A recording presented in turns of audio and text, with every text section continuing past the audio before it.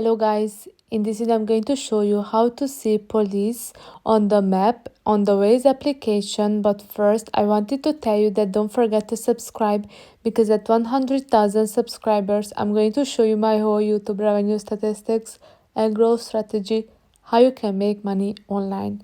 So let's jump into it. First, open the app, then click on the three lines icon at the top left corner, then click on the settings. Now you should click on the map display and you should see the view on map section, the reports option. Click on it and now you should see the police option.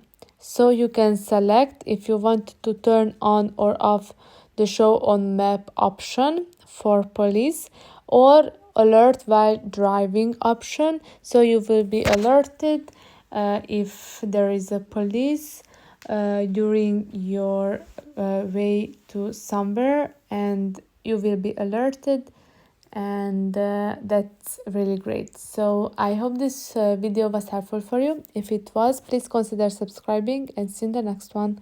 Bye bye.